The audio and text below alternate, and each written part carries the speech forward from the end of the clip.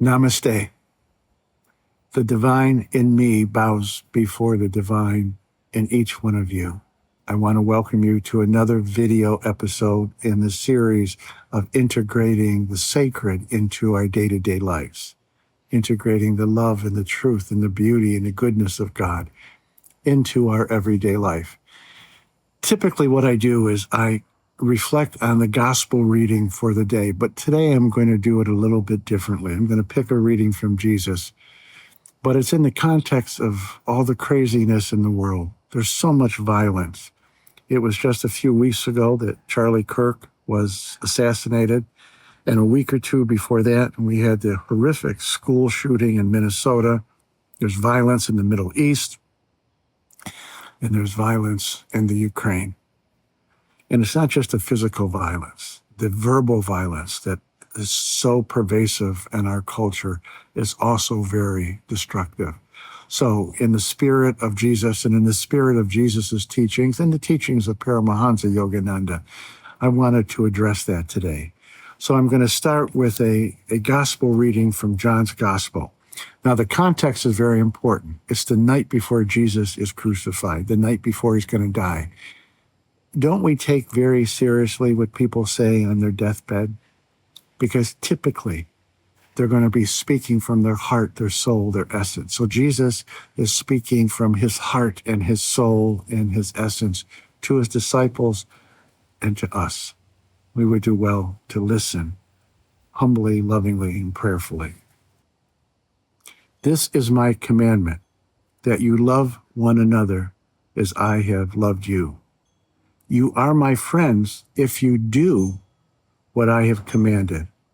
All people will know that you are my disciples by your love for one another. Then he goes on to say, greater love has no one than to lay down one's life for his friends. Okay, so let's talk about love. I want to be very clear. Love is not a sentimental emotion. It's not something romantic. Teilhard de Chardin, the great Jesuit priest and scientist, said that, in fact, I'll read the quote. Love is the primary and universal energy. Love is the sacred reserve of divine energy. Love is the lifeblood of material and spiritual evolution. Love is the most powerful force in all of creation. So love is the very presence of God, the very energy of God, the very lifeblood of God spilling into time and space. And it is literally the most powerful force in all of creation. Scientists tell us that the material universe began 13.8 billion years ago. And they said it began with an explosion, the Big Bang. I say that Big Bang, that explosion, was God's love exploding into time and space, powerfully creating and intelligently guiding the evolution of the physical universe. So again, love is not something sentimental. It is the most powerful force, and it is also the very intelligence of God, which is love, driving everything and guiding all aspects of creation. And I'll take it a step further. Love is the only force that is capable of bringing people together. It is like a divine magnet that draws people to God, and in drawing people to God, to God's presence, it draws us together like the spokes of a wheel going towards the center of the wheel. That's what love is. It's a unifying force. Yes, we have to use our intelligence. We have to use our goodwill to overcome oppression, to overcome evil, to overcome violence, to create justice. But love is the key energy working through all of that heals and brings us together. So I want to talk about how we avail ourselves to this love. And I want to make something very clear. There is not a shortage of love. in God's creation. God permeates every speck of creation. God lives in you, in me, and God is love. So love is everywhere. So it's not a shortage of love that is the problem. It's our unwillingness to open ourselves to love. So in that spirit, again, I want to talk about how we invite love into our lives. And I'm going to begin with another quote from Jesus. Jesus said, "Unless you become like a little child, you cannot enter the kingdom of God." What is one thing that we can say about small children? They are innocent. They have not yet learned to close their hearts. They have not yet learned to reject love. There's something so sweet and innocent about small children because they're so open to love. So if we're going to cultivate love in our lives, we have to be willing to return to a state of innocence, to reclaim our original innocence. Now, don't mistake innocence with naiveness. That's not what innocence is. It's our willingness to recognize God, to recognize God's love.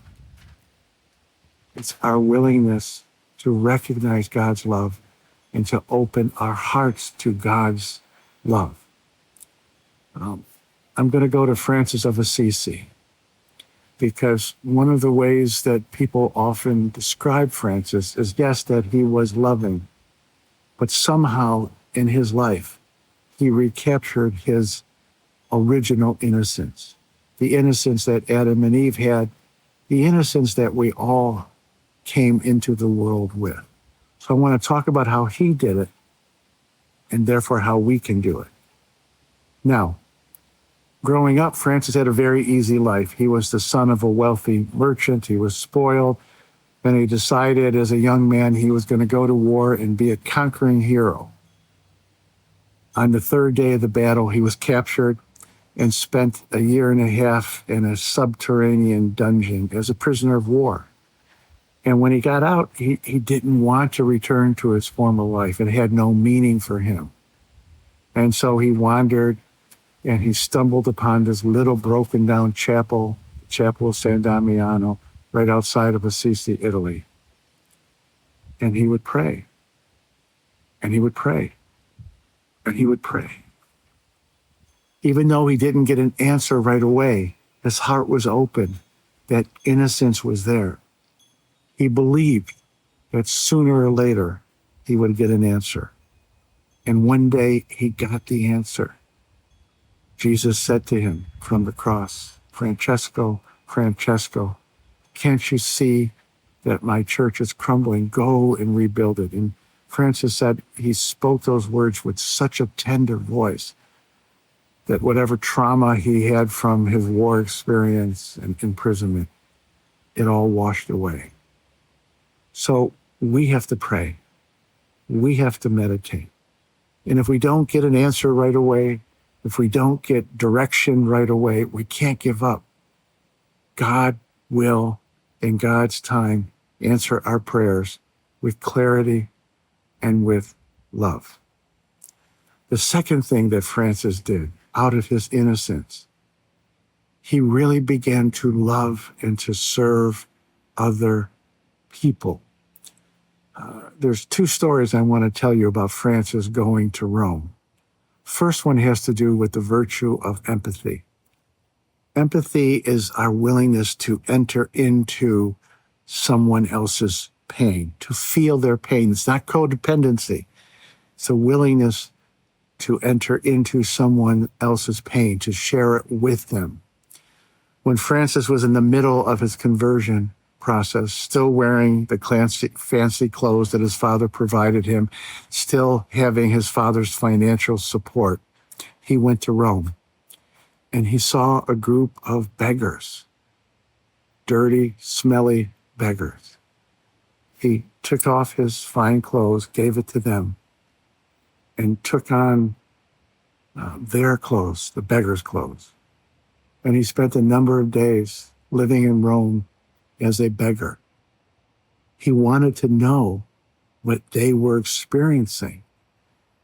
And in part, it was out of that experience that he took a radical vow of poverty, depending completely on God's graciousness. Now, we don't have to do it the way Francis did, but are we willing to see people's pain? Are we willing to see underneath their crazy behavior? Are we willing to enter into their heart and their soul? What we often do in our culture is, if somebody is on the other side of the political aisle, we wall our hearts off from their wall. You know, I'm a retired psychotherapist, but one of the beautiful fruits of being a psychotherapist was that people would share their pain with me. Yeah, they would often come and their behavior was dysfunctional. But when they would share their pain, and I would allow myself to touch their pain, I understood why they did some of the self-destructive things that they did. And I could feel our common humanity. And then there was contact between us. So in the spirit of Francis, we have to try to nurture this trait of empathy. We have to be willing to enter into the pain of the people we love, but also the people we don't like. Try to see past the personality to what's percolating in the depths of their heart. The third thing that Francis did that I think is very important, he began to go around rebuilding churches, and he did it with so much joy and so much love that a lot of the noble young adults of Assisi in the surrounding area began to follow him, living his life, and their parents didn't like it. So they went to the Bishop of Assisi and they said, "You have to stop him." And he did. So Francis decided he would make another trip to Rome to talk to the Pope. And people said to him, "No, you're going to state your case to the Pope. You're going to tell the Pope why you're right and the bishop is wrong."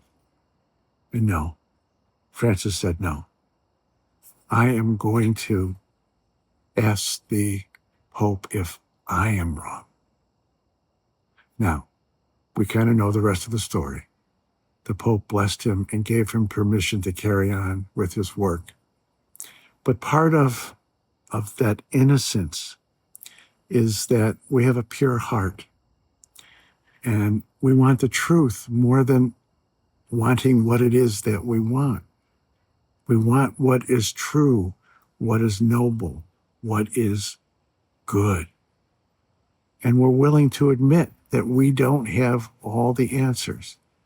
What I like to say to people is that truth is another word for love, and love is another word for truth. So in our innocence, we have to become bedfellows with both love and truth. And we have to serve the truth more than anything else. What I tell people at the Assisi Institute is, don't make happiness the goal of your life. When happiness is the goal of our lives, it becomes very slippery. It's like nailing Jell-O to a tree. We never quite get there in any permanent way. In the spirit of love, in the spirit of innocence, make truth the goal of your life. Let truth be the North Star.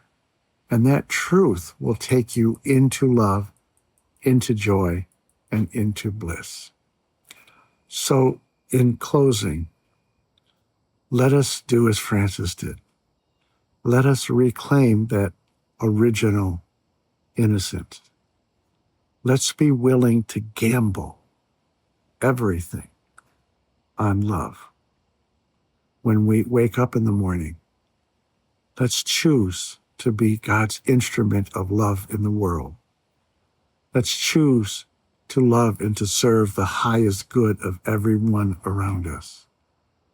Let's choose to be the healing balm in the world. Every time one of us chooses love out of that spirit of innocence, we bring light into the world. we seed the collective consciousness of the human race with God's love, with God's truth, with God's beauty. If enough of us do that, we will move the world in the direction of God. And again, all that is true, beautiful, and good. If you don't mind, I want to tell you that I have a book coming out. It'll be available on Amazon October 1st. It's entitled Merchant to Mystic. And it's capturing the life of Francis, but it's not just another pious retelling of his life. It is using Francis as a role model for living an heroic life of love. You know, one of the commandments is to honor your parents. And that means to honor them, to love them in all the ways that we typically think about it. But it also means to honor the wisdom that they have passed on to you. Francis's life is a source of profound wisdom. We don't have to reinvent the wheel. His life was and is a blueprint for all of us to live a noble life, an innocent life, a loving life, a meaningful life. So, a little plug, it'll be available on Amazon October 1st, Merchant to Mystic.